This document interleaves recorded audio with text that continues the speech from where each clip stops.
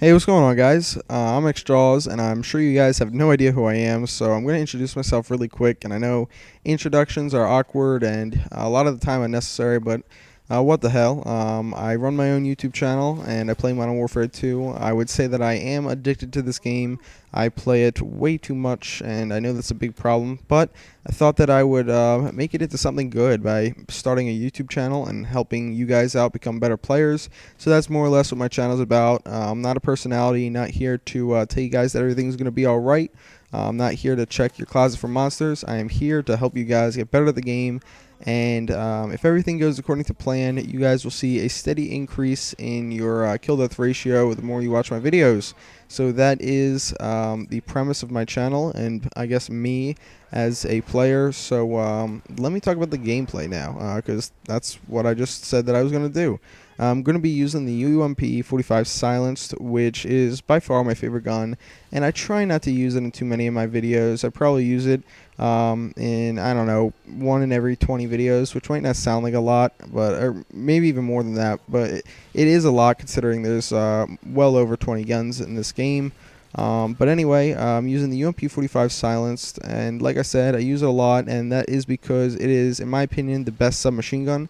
And I believe that the whole idea that, you know, because the UMP-45 is the best submachine gun means that it's overpowered or cheap is completely false. I believe that it is the best gun in its class, and I think that, you know, Modern Warfare 2 has a ton of guns to use. It has a ton of variety, and the reason why there's variety is because some guns are going to be better than others, or I guess the reason why some are better than others is because there's variety. So, you know, just keep that in mind. They meaning Infinity Ward, understood that there would be some guns that are better or, you know, more proficient at certain areas than others. So make use of that.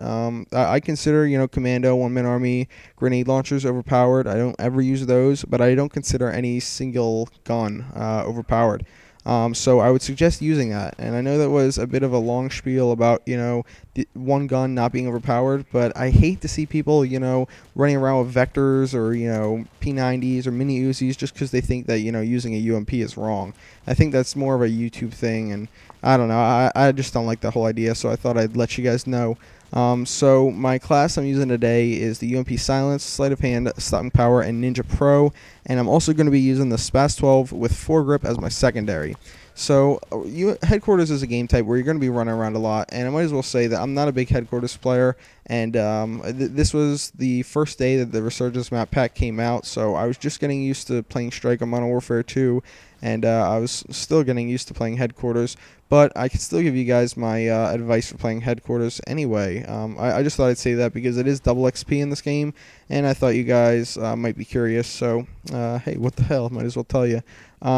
So when playing headquarters, you're going to be moving around quite a bit, but by no means are you going to be running around the entire time, or at least you shouldn't be. What you should be doing is moving from base to base, and if everything goes according to plan and you've got a good team, you're going to be moving from base to base, holding down the headquarters and capturing it, and, you know, then holding it down.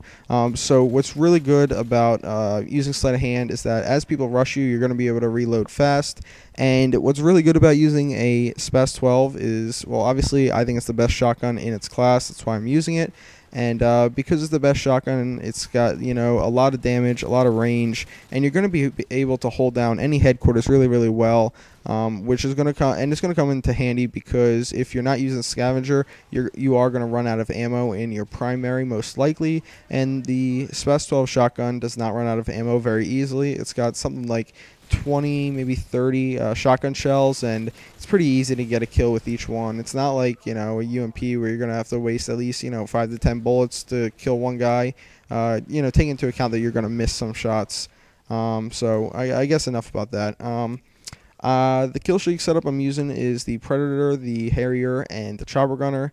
Now, because I don't have a lot of experience in headquarters, or at least I didn't at the time, I thought that, you know, using a Chopper Gunner would be a smart idea. But since then, I've learned that a Chopper Gunner is probably not the best thing to use for headquarters, especially because if you run into a situation where your team captures the headquarters and then, you know, everybody dies and you're up in a Chopper Gunner, well, if the team gets into the headquarters, then they're not going to be spawning outside the headquarters because you're not going to be killing them, and it's just a difficult situation when, you know, their prime objective is to get into the headquarters, and now they've got a new objective which is to stay away from you, and they can achieve both of those by getting into the headquarters. If you catch my drift, if you understand what I'm saying. So what I would recommend as an 11 kill streak, or as a third kill streak, furthermore, would be the Pavlo, which is not an 11 kill streak. I know what I said was a little bit off base. Sorry. But the Pavlo, it's going to patrol the area without you having to operate it, obviously. You guys should all know that. It's an unmanned air support, and it lasts for a long time. So it's not going to last, you know, just the 30 or 45 seconds left in the headquarters when you call it in. It's going to last for, I believe, a minute and a half. Don't crucify me if I'm wrong. I believe that is the total time for it. Yeah, I guess that's all you guys got to know about the air support that I'm using. So right now, it is a last man standing situation, and I could easily, you know, run in there, probably pick off 1 or 2 guys, but most likely I would die right afterwards, and that would not be the smartest thing, especially because I'm very close to picking up another chopper gunner. So in order to best help my team, especially because my team is doing very well right now, and we are about to shut out the other team, I decided not to rush out there, not to die. And I guess if you really wanted to push it and say it, I guess you could say that I was kill whoring, I guess, a little bit. So I got my chopper gunner finally. I see where the new headquarters spawn is, and I'm going to be pushing over here. Unfortunately, I run out of ammo, and I choke right here really, really bad, if I remember correctly. Yeah. Well, I didn't really choke. This guy was choking major dick while he was using his grenade launcher. Yeah, fuck him. So get my chopper gunner, going to call this in. What I'm trying to do right now is just keep them away from the headquarters, which really didn't work out well. As you can see, I just called the chopper gunner in, and already they have it. They have the headquarters, which means that I got to try and kill these guys, the ones that are outside, as best as I can and as fast as I can.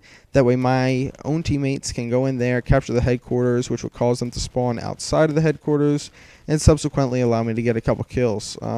So I guess this is just a little bit of a waiting game. I'm going to pause the commentary, fast forward, and be right back.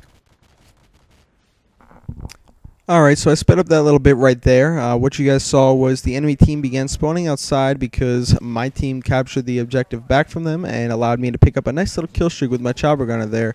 Which brings me to my final point of this video, and that is that if you are playing with some players who are really hardcore into playing the objective and might not be the, they might not have the best kill death ratios, and you might have a really good kill death ratio, well then what you want to do to be the best asset to your team is get as many kills as you can and get those kill streaks, because honestly, if you were to just go for the objectives like they did, well then that would be really redundant, and redundancy is not a good thing in headquarters. So there is a time and place for kill whoring, and this could be one of them, if you're playing on a really good and objective based team. So just keep that in mind.